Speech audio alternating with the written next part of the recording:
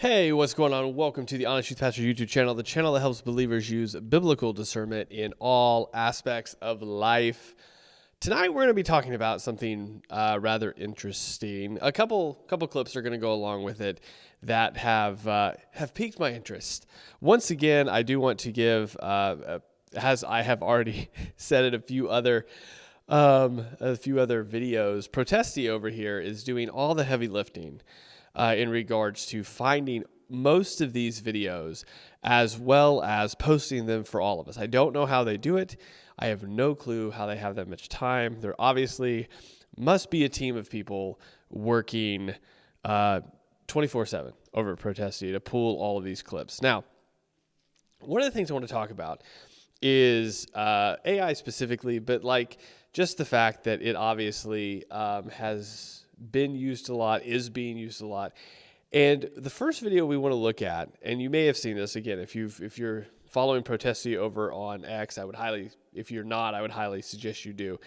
But one of the videos we're going to look at first is from somebody that you may or may not know. His name is Ron Carpenter. And I've done a sermon review on Ron before. It was not great. I'll just throw that out there and say that.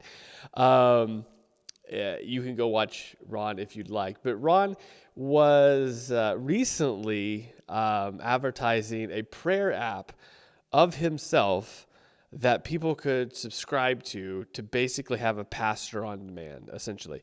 So let's go over. I want to show this video right away because I find it incredibly intriguing. We'll talk about it, and then we'll talk about the broader sort of sense of this idea of how people in general, but more specifically Christians in particular, sort of interact with what is clearly something that's not going away, AI. So let's go over to the screen here. Once again, this video is from Protestia. You can go on their page, find it. This is Ron Carpenter, Pastor Ron Carpenter, promoting. So I'll just play it so you can hear it. Okay, I'd love to have my own personal pastor, so I hit the Ron Carpenter Ministries archive and I call Pastor Ron. And after I call Pastor Ron, let's say, you know what? Let's say I'm not feeling good in my body. Carpenter, how can I help? Pastor Ron, I'm not feeling well today. Could you pray for me? Hey there. I'm sorry to hear you're not feeling well. Let's take a moment to pray together. Heavenly Father, I thank you that you know us and hear us. Right now, I lift up my friend to you. I ask for your healing touch to be upon. You'll know more about it? You have to wait. We'll tell you later. Okay, so this is interesting on all types of levels.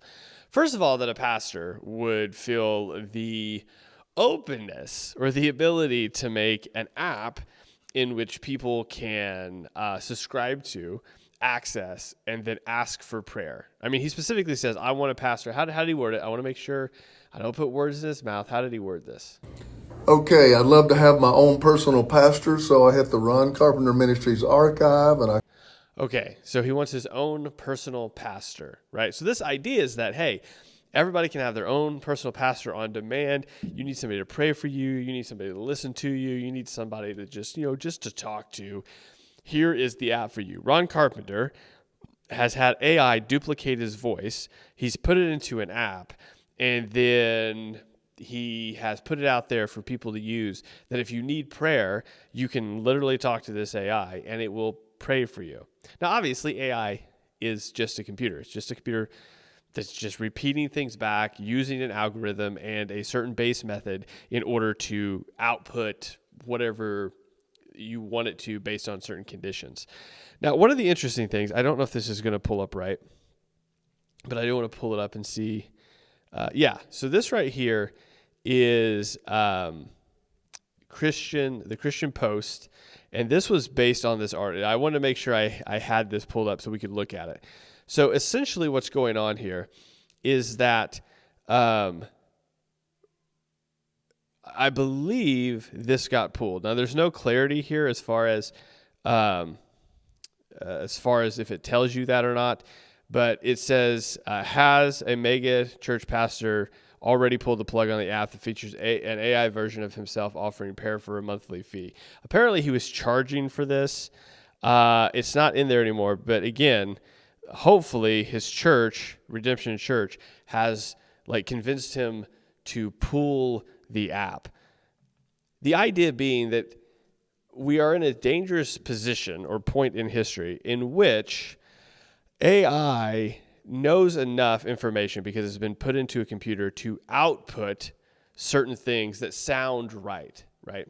So Carpenter's whole perspective here is that, well, if I tell it that I am a Christian pastor and that people are going to ask for prayer and you should repeat these sort of things or these phrases back to them, then people can call up, feel like they're talking to somebody, and then get prayer. But this isn't obviously a real person.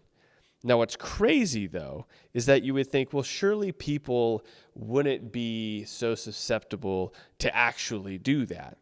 Well, there's another video I want to pull up here that I want to watch real quick. It's a 2-minute, 20-second clip. This isn't America in which this happened, but this is a church in Germany that you probably heard of, perhaps online. They did a church service. Where's that? They did a church service completely with AI. So let's listen to this really quick because you would think, hey, nobody would do this. But there's a questionable amount of people here for this. In the house of God, everyone is welcome with open arms, even robots. Like it or loathe it, ChatGPT is part of society and now part of the congregation. As Germany's churches experience a drop in numbers of pastors, this church in the Bavarian town of Fürth has the answer by using...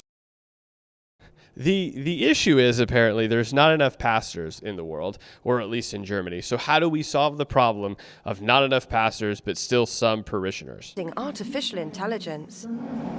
During service, this avatar preached to more than 300 people for Mass. But can we really commune with robots? I was pleasantly surprised at how well it worked, but one thing I definitely missed, of course, was simply emotionality.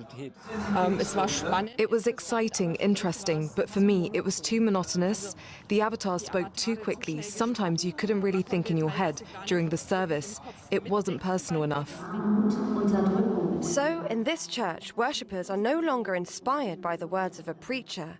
And while some may say this is sacrilegious, the theologian behind it insists this is the future of worship. I would say 98% comes from the machine, generally speaking. And what we're going to see is an effort of us as human beings staying out of the church service. The 40-minute service saw the bot writing the sermon, prayers, and even accompanying music.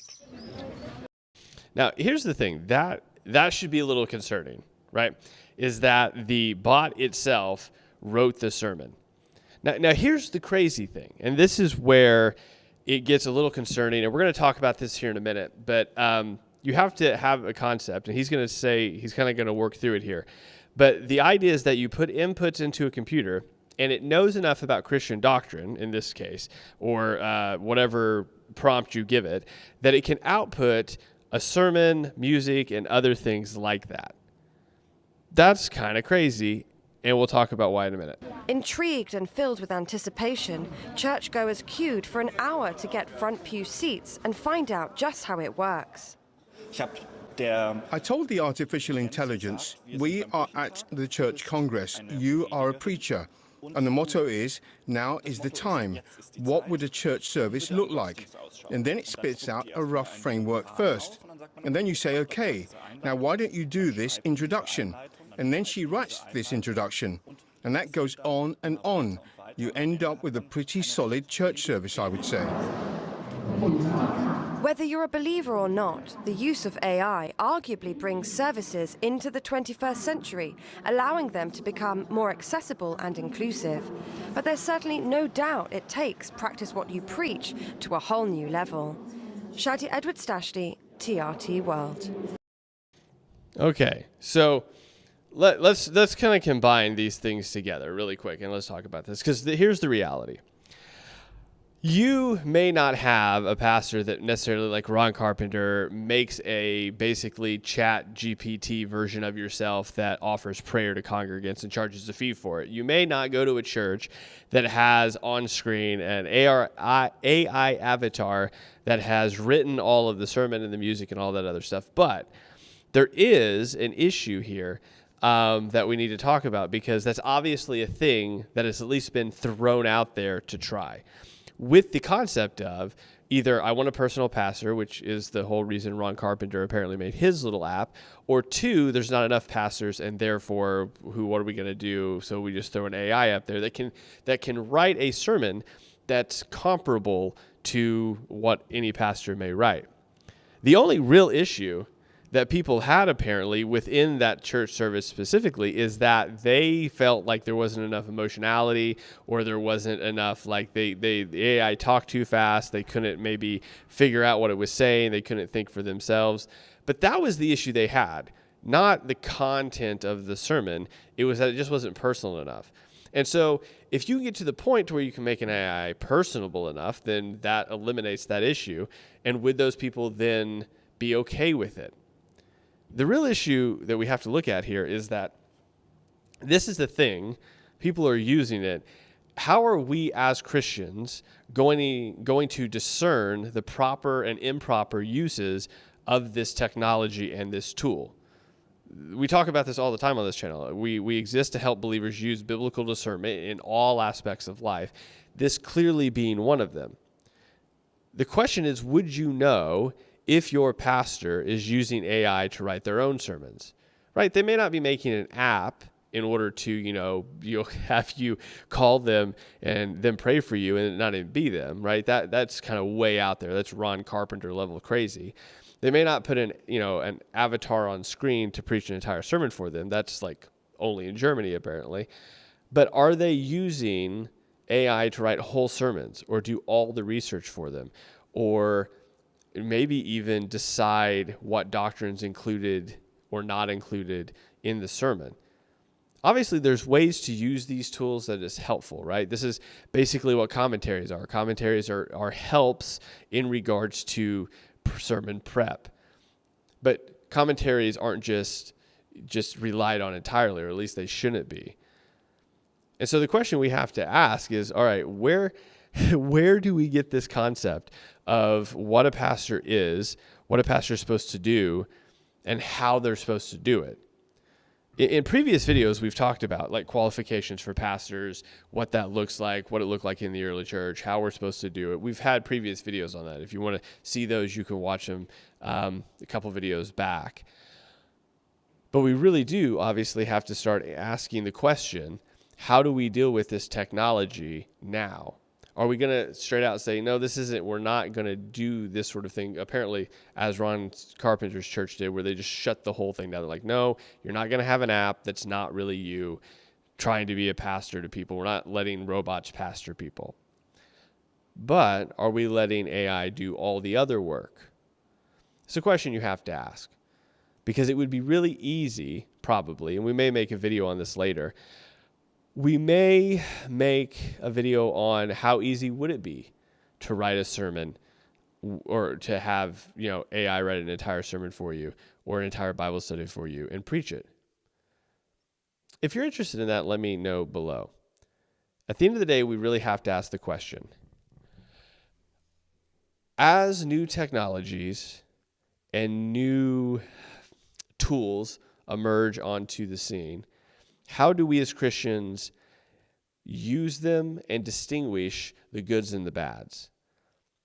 Do we want a pastor that we can call that really isn't a pastor, but we feel like we have a personal one? Or do we want an actual pastor that actually cares for us, is actually there for us, but it may take them a little bit more time to get around to us? Because clearly, that's a question people are asking, and it's something we have to discern. Anyway, I know this was a little bit different of a subject, but when I saw the Ron Carpenter thing, I thought, man, that's crazy weird that he thought that was something that would be totally okay to do. And if he's already thinking that, how many pastors are maybe thinking similar ways and letting AI write their sermons because they're short on prep time, maybe letting AI make their study guides because it's just quicker to do it. It's something we have to think about. Let me know what you would be comfortable with below. Would you be okay with the pastor letting AI write their entire sermon? Let me know. Well, guys, thanks for sticking around. If you appreciate content like this, make sure you leave a like. If you think you found it helpful, make sure you share it. And if you're not subscribed for more videos like this on a daily basis. We'll talk to you later.